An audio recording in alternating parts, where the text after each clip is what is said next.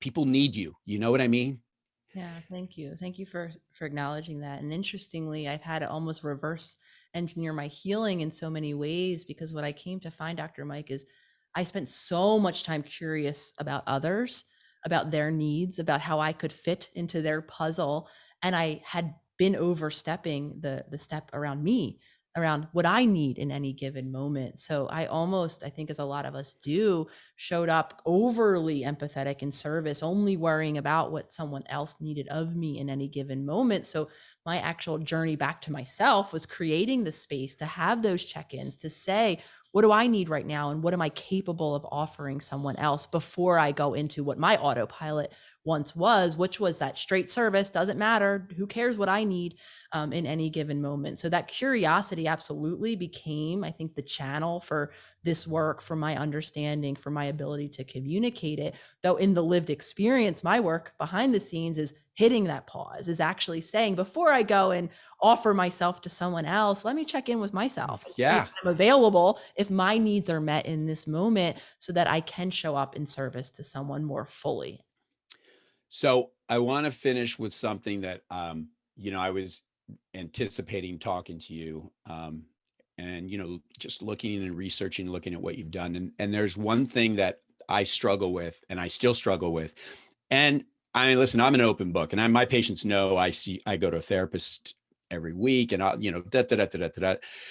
I think we need to be open to getting that insight, but what I struggle with, and I think many do, is we worry about tomorrow. We worry about a week from now, a month from now, a year from now. And so many people are like, oh, I got to put away.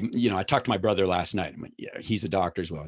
I'm thinking about this and thinking about that. And I'm like, my life is much more simplistic than his because, he has, kids and all this stuff and, all these things. But we think so much about the future and like, how do we turn that off, or how do we make it not be so damaging to our souls and how we proceed in life?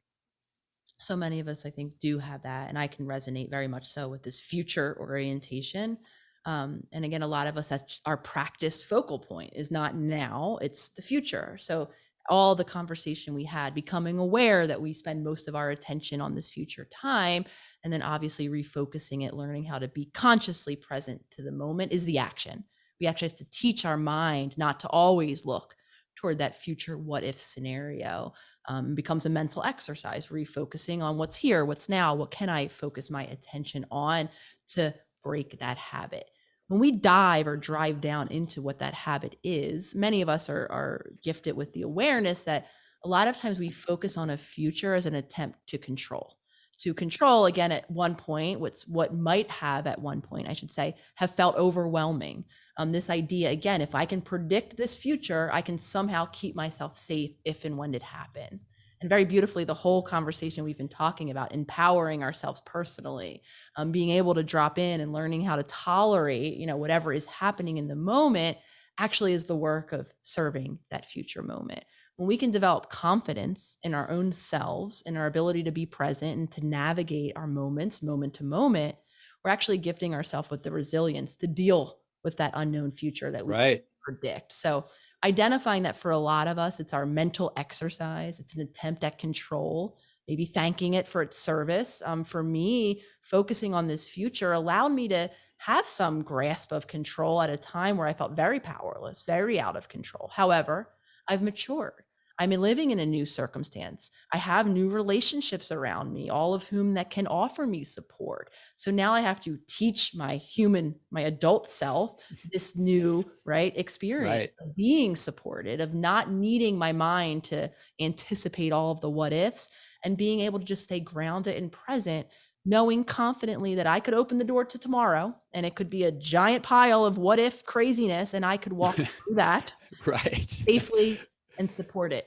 And again, that's something that we have to teach ourselves the experience. So for many of us, that just means the beginning part of it means removing that focal point from the natural tendency to focus on the future.